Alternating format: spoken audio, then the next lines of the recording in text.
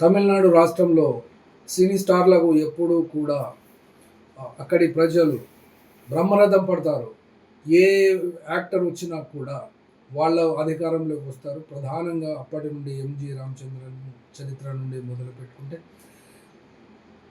మరణానంతరం వరకు కూడా కరుణానిధి ఆయన కూడా ఎన్నికల్లోనే అనగా సినీ యాక్టర్‌గానే వచ్చారు. అయితే ఈ ఈ క్రమంలో కొంతమంది కమల్ హాసన్ లాంటి వాళ్ళు మాత్రం విఫలమైనటువంటి చరిత్ర ఉంది.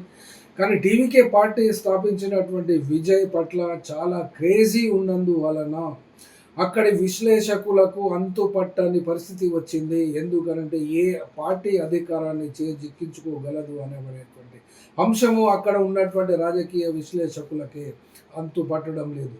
అనగా 234 సీట్లు గల అసెంబ్లీకి రేపు ఆహ్, ఎన్నికలు జరుగుతున్నటువంటి ఈ నేపథ్యంలో ప్రధానంగా డీఎంకే మరియు ఏఐడీఎంకే అందులో కూడా బీజేపీ కాస్త పాత్ర పోషిస్తున్నది. ఎందుకనంటే బీజేపీ కేంద్రంలో అధికారంలో ఉంది కాబట్టి అక్కడ డీఎంకేకు వ్యతిరేకంగా ఏఐడీఎంకేను ఆర్గనైజ్ చేసి వాటికి అన్ని రకాలుగాను ఆదుకుంటూ ముందుకు పెట్టింది. కానీ ఇక్కడ టీవీకే పార్టీ విజయ రాకతో తమిళనాడులో ఉన్నటువంటి రాజకీయాల యొక్క పూర్తిగా ఆ యొక్క ముఖ చిత్రం మారిపోయింది. ఎవరికి అంతుపట్టని రీతిలో తయారైంది. కాబట్టి ఇక్కడ ముఖ్యంగా చెప్పుకోవాలనుకుంటే డీఎంకే పార్టీకి మరియు ఏఐడీఎంకే పార్టీలకు ఉన్నటువంటి క్రిస్టియన్ ఆ యొక్క మతము దాన్ని ఫాలో అయ్యేటువంటి వాళ్ళు ఆ ఓటు బ్యాంకుగా ఈ 2 పార్టీలకు ఇప్పటి వరకు మద్దతునిచ్చారు. కానీ ఇప్పుడు ఈసారికి టీవీకే పార్టీకి ఆ యొక్క మద్దతు వారందరూ కూడా ఈ టీవీకి పార్టీకే ఇస్తున్నందువలన ఈ కంప్లీట్‌గా ఇదొక థర్డ్ ఫోర్స్‌గా అవతరించేటువంటి అవకాశాలు తమిళనాడు రాజకీయాలలో కనబడుతున్నది.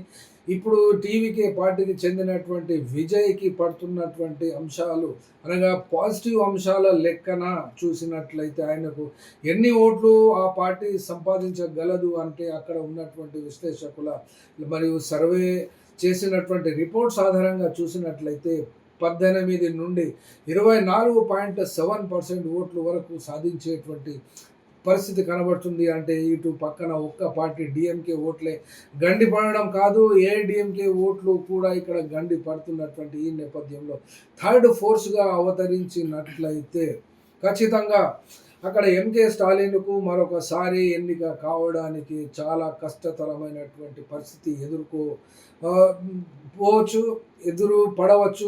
అయితే ఇక్కడ ఆహ్, అనగా అక్కడ ఉన్నటువంటి 3 పార్టీలకు సంబంధించి హంగ్ అసెంబ్లీ ఏర్పడితే ఇక ఎలా ఉంటుందో తమిళనాడులో అది ఊహించవచ్చు.